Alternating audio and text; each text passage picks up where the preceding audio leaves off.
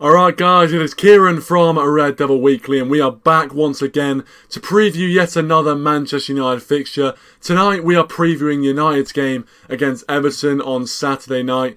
8 o'clock kickoff once again for United. It's been a running theme really of our last few games, but this game, as the Southampton game was billed, it's going to be another tricky game, this one. I think it'll be a lot more difficult than the one we saw a few days ago against Southampton. I don't think I can see another 9-0 victory for Manchester United. But who knows? Who knows? Back-to-back 9-0 victories. It hasn't happened before. But all these tricky Reds, you never know. Mountains are there to be climbed and all that. But anyway, before I get into that, make sure you do hit that like button. Subscribe to the channel as well if you are new. And also, I want to mention that I will be coming on Sean from the Worldwide Red Show's first live stream with Rich and also Usman as well. So I'm looking forward to that. Make sure you check out his link in the description down below as well. I'll be going live on there, so make sure you do check that out. And when we go live, be in the chat and interact because he's a great guy and he deserves it. I'm sure it'll be a fantastic stream, so make sure you're over there when we are live at 10 o'clock. So looking forward to it.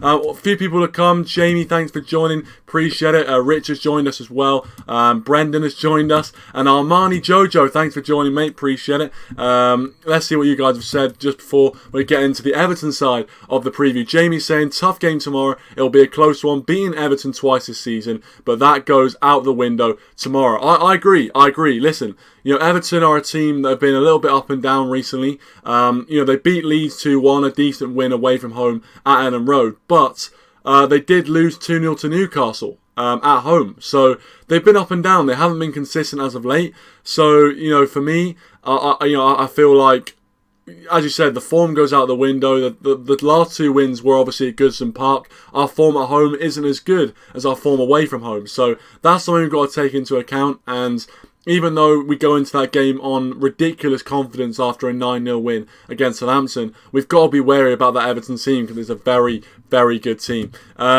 As I said, Richard joined us. Brendan says, what prizes can Adam win today? Hey, listen, I don't have any prize for a giveaway just yet. If I would, I'd definitely use a clickbait. Don't worry about that. No, listen, I don't have any prizes for a giveaway. I don't really do giveaways, to be honest. But if I did have money, if I had enough, Raheem, that's sterling, rhyming slang for sterling. But if I had enough money, I'd definitely buy prizes and we do weekly giveaways and stuff. But I just don't have that sort of money coming in. Hopefully in the future, who knows. Rich says maybe 6 or 7, can't see another 9-0.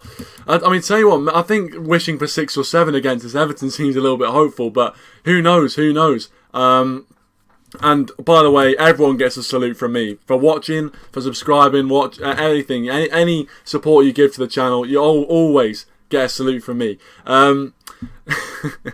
But we'll get into the Everton side of the preview, and if you guys are watching as a video as well, make sure to leave your thoughts in the comment section down below. I really do like watching and listening and hearing what you have to say in the comments, and I read all of them, so make sure if you're watching as a video, leave your thoughts in the comment section below. So the Everton side of the preview, let's just look at Everton's form and where they are in the table. Everton currently stand at 7th in the Premier League table on 36 points, 8 points behind us in second place. However, they do have 2 games in hand over us, so a win for them at Old Trafford tomorrow night means that if they won their 2 games in hand, they would go above us. So they're not actually as far away as they may seem.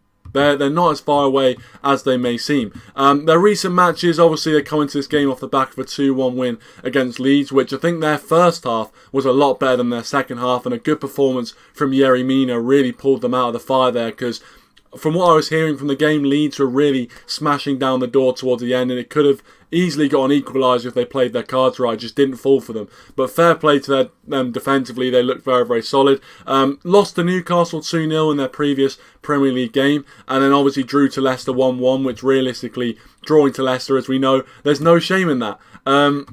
They've lost to West Ham, obviously lost to us in the Carabao Cup. Any more notable results? Not really. They did beat Chelsea and they beat Arsenal as well. Beat Leicester early in the season. And it's just really summing up and showing that this Everton team is a very decent outfit. But I didn't need to tell you that, really. I didn't need to tell you how good this Everton team has been this season. I think even though they have fallen off a little bit in terms of form, because at one point in the season they were right up there in the top 4.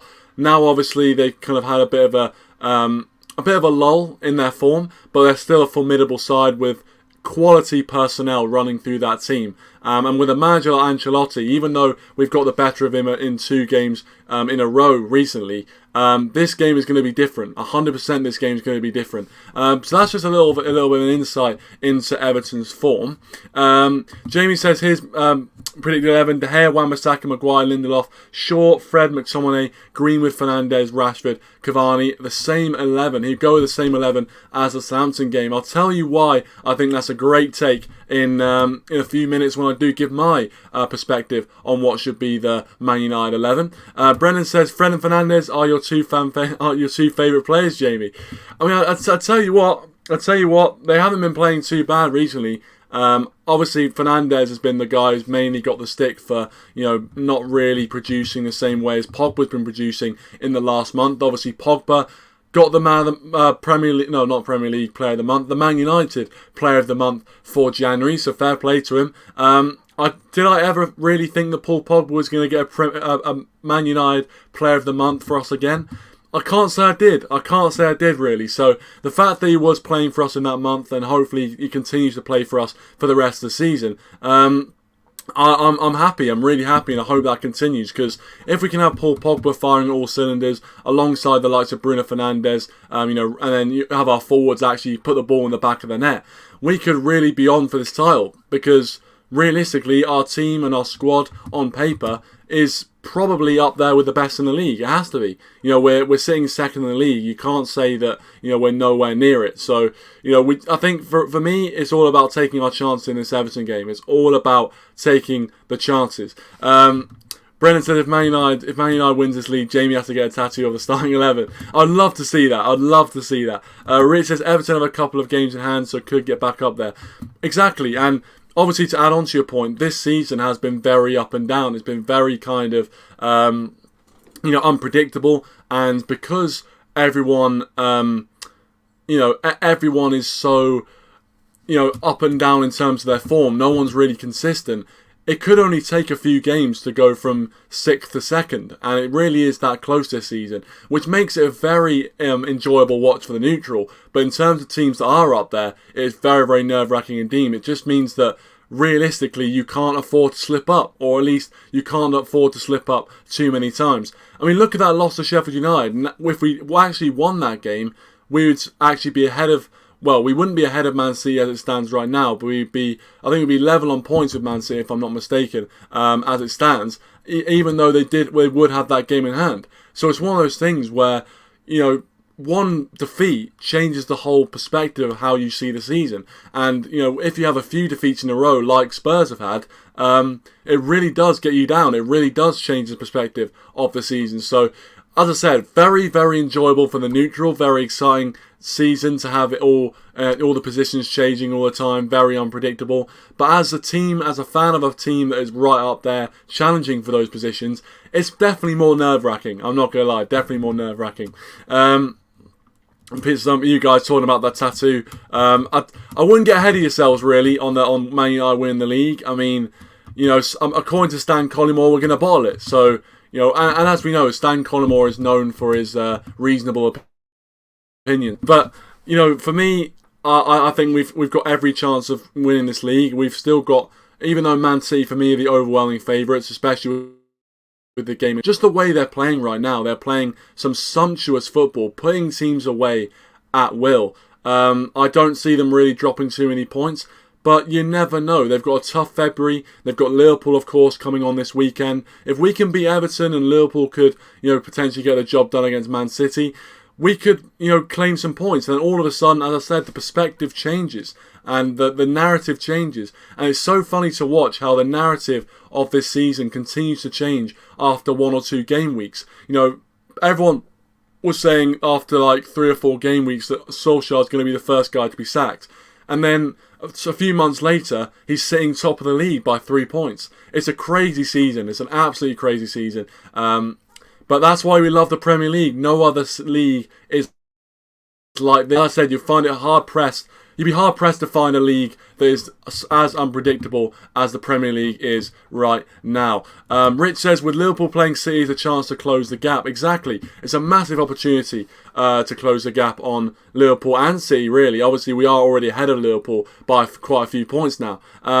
But we need to take this opportunity, home to Everton. Yes, Everton are going to be a difficult prospect. They've got, quality operators in their squad. Carlo Ancelotti has got them playing well.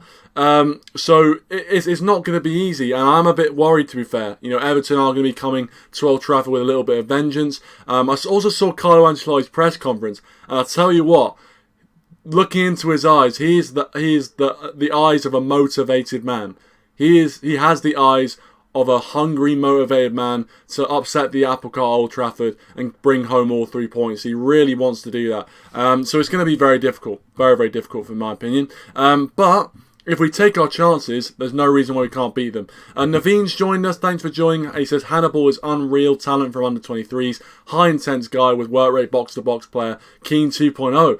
I'll tell you what, that is massive praise considering he's only really, started playing for us this season. But I haven't seen too much of him. I can't really give my thoughts. I know he scored in the game he's playing tonight. I think it's against Blackburn. Amad Diallo also playing in that game. So it'll be interesting to see how he gets on. Daz has also joined us. Thanks for joining, Daz. I appreciate it. Make sure you check out Daz's football stand as well. Brilliant stuff over there. He says, evening, just flying in quickly. Big game. Hopefully we can win again and continue our decent run of form.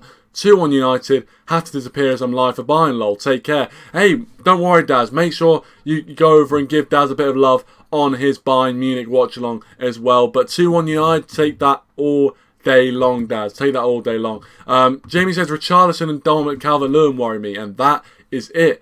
I mean, those are the two main ones, I would say. But I do think there are some players who, if they have a day out, if they have a good game, we could be struggling. For example, their midfield options. James Rodriguez, Decore, Allen. These guys are quality individuals. And, Carlo Ancelotti knew exactly what he was doing when he brought these guys in.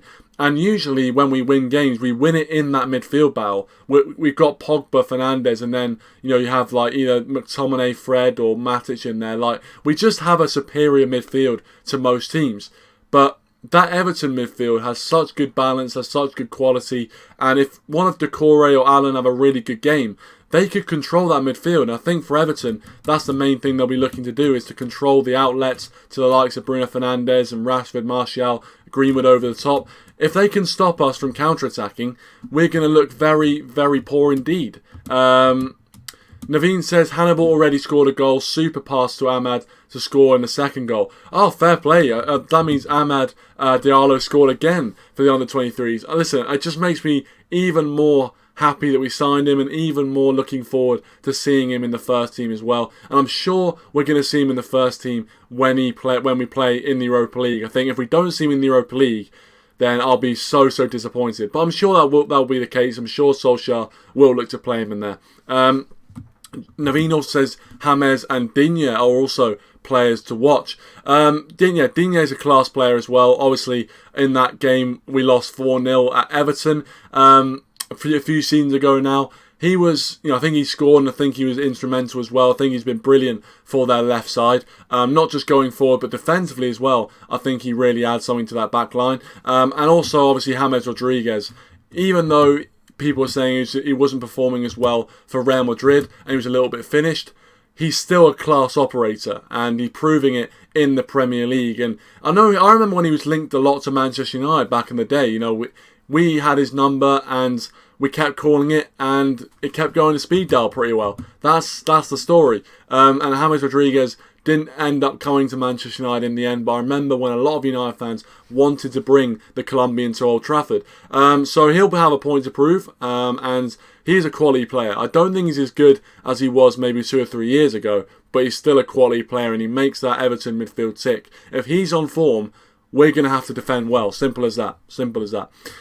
Jamie says, I wanted Digne last summer. He's better than Telles. I mean, to be fair, Telles has seemingly had given a very good reaction to Luke Shaw, who's all of a sudden become like Roberto Carlos at the back there.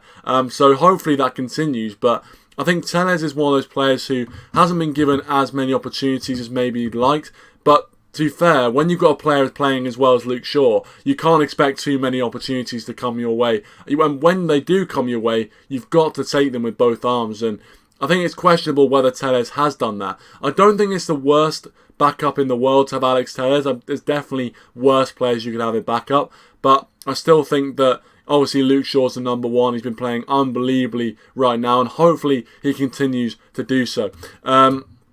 Jamie says no Jordan Pickford for tomorrow. Yeah, I heard that. No Jordan Pickford. They'll be playing Olsen in goal, in the goalkeeper they played in the Carabao Cup. And I thought he had a fairly alright game for Everton when we played them. Obviously kept the score at 0-0 until the 89th minute, Edison Cavani's goal. So I don't think he had a bad game really, Olsen, for Everton. So I don't know too much about him. But to be fair, I don't think he had a bad game against us when he played in the Europa League. I don't think there was any glaring errors, so I'm sure there'll be another goalkeeper masterclass at Old Trafford tomorrow, as there usually is with new goalkeepers that come to Old Trafford. Naveen says, honestly, this season, 2 games versus Everton we played, they are very poor, I should say. There is no way we're going to lose tomorrow. Naveen, I wouldn't be that confident, mate. I wouldn't be that confident. I'm happy that you are confident, but at the same time, I would be a little bit wary about saying stuff like, we're definitely not going to lose tomorrow, because those are the sort of statements that come back to bite you. But we shouldn't lose tomorrow. We shouldn't. I mean, if we are serious about mounting a title challenge, then our home game against Everton, we should win. But at the same time, Everton are a very decent side. Yes, they currently sit in 7th, 8 points behind us, but there's a reason why, previously this season, they are right up there in the top 4, if not in second place, I think. So, they have been up there this season, and they've deservedly been there. They went on a really good run of form, and they're a tough side to beat. They're a tough nut to crack. So I'm sure that'll be proven tomorrow, but I think we will get through it. Jamie says, Naveen in the Carabao Cup game, Everton didn't seem that bothered. They didn't seem too bothered, to be fair. They didn't seem too bothered. Rich says, Everton weren't great versus us in the league. Yeah, Everton weren't brilliant against us in that game. They actually opened the scoring as well. And I was thinking, oh, here we go. When Bernard scored that goal, I was thinking, here we go again. Another humbling at Goodison Park. But they're defending, 2 crosses in that first half for us to get in front. It was really poor defending from Everton, really. And then for the rest of the game, they didn't actually create too many clear-cut opportunities. And it just wasn't a good performance overall from Everton, really. But it was a massive win for us, and that obviously helped us spur us on to go on a very decent run of games where we, went pretty well unbeaten. I think the only game we lost in the league in that period between then and now was the Arsenal game, and obviously the Sheffield United game. So, that's obviously a good thing. But for me, Everton are going to be a very difficult side. I said this about Southampton, so maybe there's a part of me that hopes that this is going to jinx it and they're going to get someone sent off in the first minute. But realistically, we know that Everton are going to be a very difficult side to beat. I still think it's going to be a very, very tight game. Even though on paper we should be winning this game, and if we're serious about a title challenge, we should win it, I think it's going to be a very close game. Brennan says Pickford being injured is good. Crap keepers generally have the best matches against us. Yeah, that's fair enough. That is fair enough. One thing I would say about Olsen, obviously the keeper that's probably going to replace Jordan Pickford, is that when new keepers come to Old Trafford and have their first game at Old Trafford, have their debut, they always seem to do well as well. So, I mean, any keeper that comes to Old Trafford always seems to have a bit of a day out. Apart from, who's that? Aaron Ramsdale. He's just crap. So he's the only keeper I've really seen come to Old Trafford for the first time and have an absolute shocker. So hopefully Olsen is the exact same. Jamie says Olsen, Godfrey, Mina, Keane, Digne, Sigurdsson, Decore, Iwobi, James Richardson and Calvert-Lewin. Yeah, that's probably the team they're going to go with. Sigurdsson as well loves the goal against Manchester United, so we've got to be worried about that. I'm not worried about Iwobi, to be honest. I'm not worried about him. Godfrey has been playing very, very well recently, so that's someone we've got to worry about, especially going forward. Not just defensively, but going forward, he really offers a threat. He's got that pace, and he can break out of the defence as well and pick a pass, and that's something which is very difficult to defend against. Michael Keane, I think he's alright, but I do think he's a little bit overrated in terms of a defender. Richarlison and Calvert-Lewin, two quality operators, two people that have served Everton very, very well in the Premier League. And obviously James Rodriguez in there. So, as you can see from that lineup that Jamie's put out there, there's no doubt they've got quality. That team definitely deserves to be pushing for top 4. There's no doubt about it. With the quality they've got in that team and with Carlo Ancelotti as manager, they've got a proper side. So I think it's going to be a very tense afternoon or evening when we play them. I'm not looking forward to it. I think it's going to be very, very close indeed. I do think we'll edge it. I think if we take our chances, we'll win the game. As simple as that. And I really say that for every single game that we go into. But for this one, it's a massive one. Everton are a sort of team which aren't going to give you too many clear-cut opportunities. They're seemingly defending well at the moment. So we've got to be patient and take our opportunities when they come. Matthew, thanks for joining us. It's a tough old fixture tomorrow. I think it's going to be tough. I agree with you, Matthew. Thanks for joining. By the way, make sure you hit that like button if you haven't already as well. Really does help support the channel. Jamie says also Joshua King is there now. Of course. Joshua King was signed in the January transfer window. I remember the rumours when he was going to join us last January, and everyone was absolutely losing their minds that Joshua King was going to come to Old Trafford. In the end, we signed Ighalo, and to be fair to him, he did his job, and he lived the dream. But who knows what would happen if we signed Josh King? I don't think we made the wrong decision in not signing him, but I'm sure Josh King will, if he does play, be looking to make a statement saying, you know what, you should have gone for me. You should have gone for me. Rich says, how long is James going to stay at Everton, or James going to stay at Everton? I don't know. I feel like if he keeps playing the way he is, and he plays to the best of his ability, and he will catch the eye of European clubs, there's no doubt about it. He's shown in the Premier League this season that he's still got that quality. He's still got the quality and flashes of brilliance that he showed at Real Madrid. So I'm sure that he'll potentially be looking for better moves for his career. Obviously, he's kind of coming into his prime. So he knows that his twilight years of his career, or his best years of his career, are kind of happening as we speak. So he'll want to be at the best club possible. So I'm sure that if a team like Barcelona or Bayern Munich came in for James, I think that he would probably jump ship. I think he would. Even though the project at Everton on paper does seem pretty good. You've got Carlo Ancelotti there. You've got a very good set of players.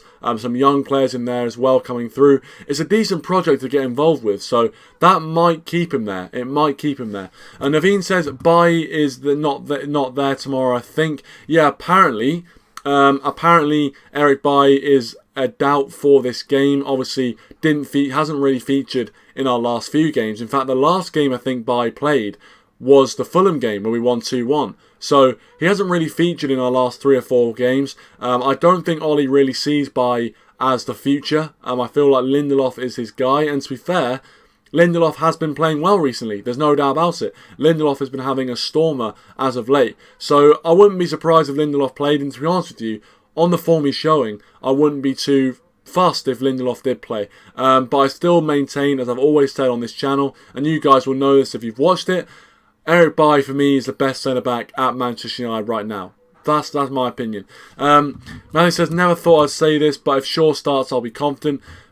Shaw's been playing brilliantly. Shaw has been playing absolutely brilliantly on that left-hand side. It was really evident when we actually when we take Shaw off in games, how we just don't look as good. We don't look as clinical going forward. We don't create as many chances. But yeah, Shaw has been brilliant. He obviously 2 of his crosses came to goals in the game against Southampton, obviously. So yeah, Luke Shaw's a massive, massive asset to us right now. He's playing some brilliant football, and I'm so happy for him. He got a lot of hate. He got a lot of criticism from people saying he was overweight, saying he was this and that. But he's shook that off and done superbly well. So fair play to him. Naveen says Cavani's not fully fit from the statement said by Ollie earlier. Need Greenwood to score goals. That is the thing. For me, Cavani, we need him fit because he's someone who, whenever we have him in our team, there is no doubt that we are a lot better going forward. There's no doubt we look a lot better going forward. So yeah, for me, he's got to start. He's got to start. I really do hope that he is fit enough to play this game and he's at least as close as possible to 100% fit. If he's not 100% fit, then I would look at probably starting him from the bench. But if he is 100% fit and he passes a late fitness test, you've got to get him in that team because he's just so useful and his movement is just really, really invaluable. Jamie says Bailly's not fit enough for tomorrow. He just can't keep fit. Yeah, it's unfortunate, man. It's unfortunate. I think the last time he missed out on a game, Solskjaer said he picked up a knock in training. I mean, that's typical Bailly. It's typical Bailly. But he's been unfortunate. He's been unfortunate with injuries. And I mean, if he's kind of like Luke Shaw, where if he didn't have those injuries and had a run of 10, 20 games in the league, I think we'd see a class Eric Bailly. We really, really would. Rich says if Bailly is injured again, do we think we need to move him on? I mean, it depends. I feel like for me, if it's not a long-term injury, then I don't think we need to look at that option just yet. But it is getting increasingly frustrating that he does keep getting injured. And when you've got a player of that quality that keeps getting injured, you have to weigh up whether keeping him is a satisfactory option, whether it's realistic or worthwhile. Because it doesn't matter how good a player is. If he's constantly getting injured and getting niggles and just not being able to feature in the game, what's the point in having him there? You may as well have a League Two player there. They're doing the same job. They're both warming the bench. So there's no point. But I'm sure, when he gets back, he will be a major asset to us. I think if he gets injured again, it's hard to see him staying at United. It really is. Matthew says, give Diallo a spot on the bench versus West Ham. Obviously, yeah, West Ham in the Cup is our next fixture. I think Diallo's main games will be in the Europa League. I think he'll get a run out in the Europa League against Sociedad. And it's a big stage for him. It's a big stage for him to perform at 18 years old, playing a knockout game, knockout European football. It's a big stage for him. But to be fair, from what we've been seeing from Diallo when he has played for Atalanta, and even when he played in that under-23 game again, he really did look up to the big occasion. He knew when all the people were watching him, all the people on social media tuning into that game, and he scored 2 and played very, very well indeed. So, fair play to Diallo, and maybe it's not the worst thing giving him a spot on the bench in that West Ham game. I think by looking at what we've seen, obviously the under-23s is not really that good of an indicator. Yes, it tells you that a player's got promise, but realistically, that a player's performance in the under-23s no way translates exactly to their performance in the Premier League. So, it's a completely different kettle of fish, and that's why I don't want to hype up Diallo too much. Obviously, as a fan, you want to get excited about these sort of players, and from what I've seen, it looks very, very good. But I want to see him tested against, decent, fully adult opposition, and maybe that West Ham game is the perfect opportunity for him to get some of that. Brennan says, I'm not worried about Bailly being injured. Phil Jones is going to return in the near future. Yeah, I know. Phil Jones obviously is eligible for a testimonial as well. So fair play to you, Phil Jones, sir, if you're watching. Thank you for your service. But yeah, listen, Phil Jones coming back. Ollie actually mentioned that Phil Jones, he likes to see Phil Jones as part of his, squad going forward. And I'm not sure why that should ring alarm bells, or I don't really know what to say to that, to be honest. But to be fair, we've obviously got rid of Rojo if Bailly's getting injured. We're kind of whittling down our options in terms of backup centre-back. We are whittling them down a little bit. So maybe keeping Jones wasn't the worst idea in the world. And to be fair, last season when he played, he did score his goal against Tranmere, I think it was, in the 5-0 win away from home. So, hey, if he still can score goals, put the ball in the back of the net, maybe just play him up front. Maybe in the last minute, stick Jones up front, do a bit of a kamikaze, just fire balls into the box. Who knows? Maybe he's our next Fellaini.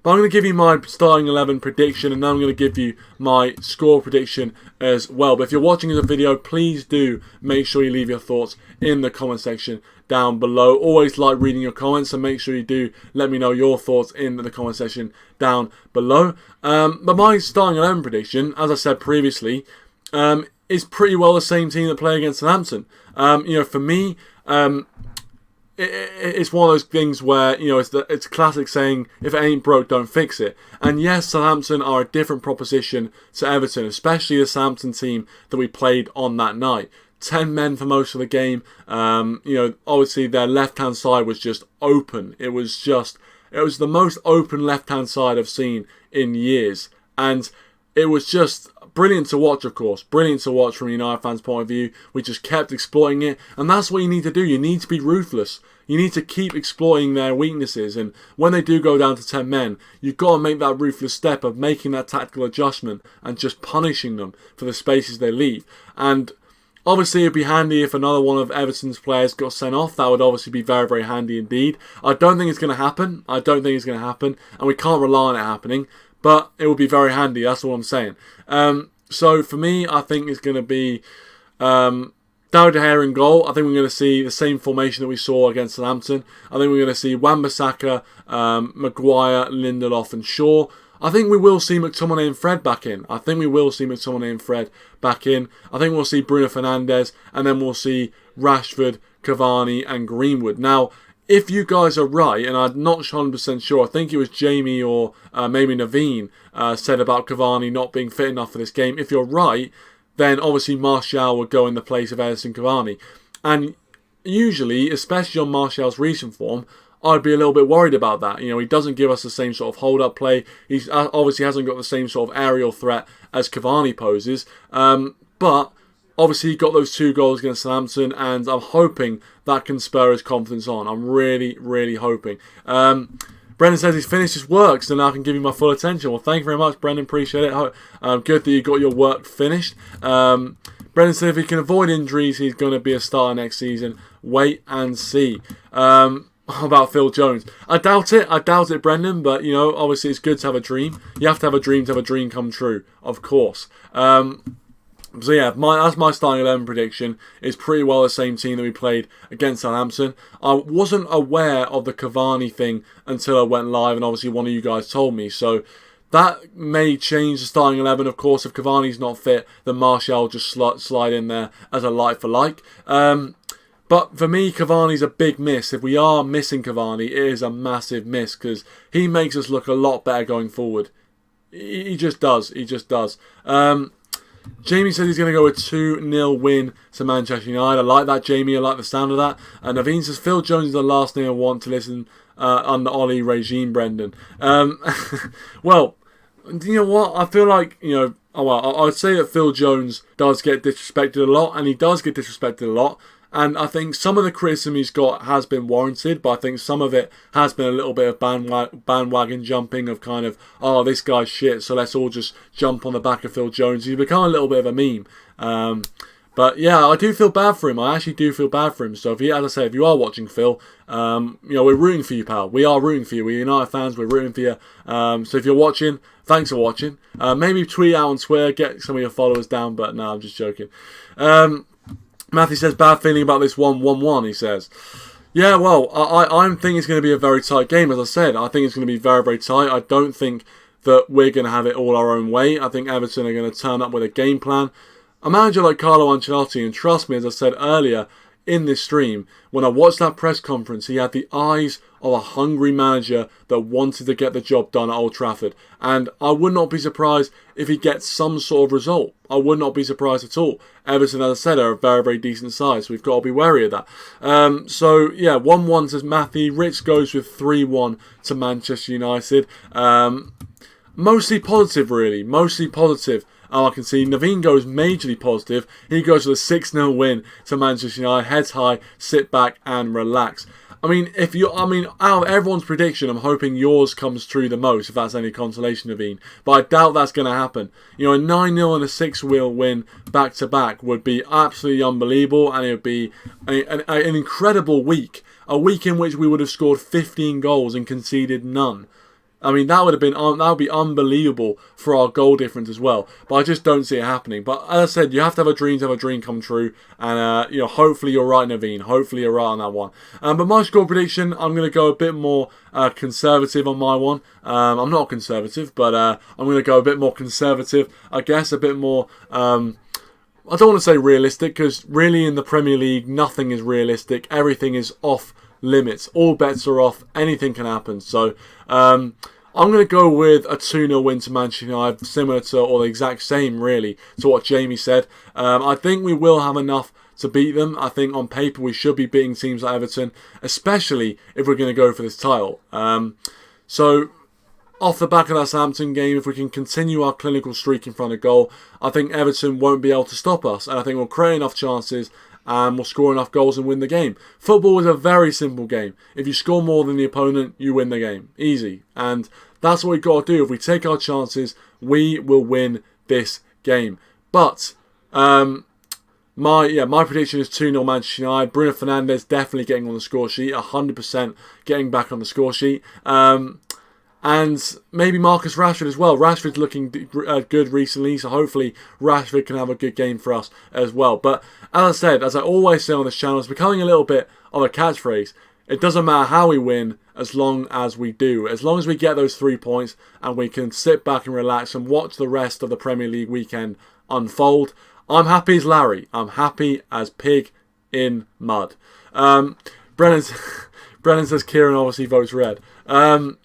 I can't disclose. I mean, I can't disclose what I vote or whether I vote at all. I'm not gonna. I'm not. This is not a politics channel, unfortunately. If I did have a politics channel, maybe then I would talk a bit more about that. But don't hold your breath about that politics channel, by the way. No way. Matthew says very simple. We have Bruno Fernandes and they don't. I like that thinking. I like the thinking. Recently it has been the case, but.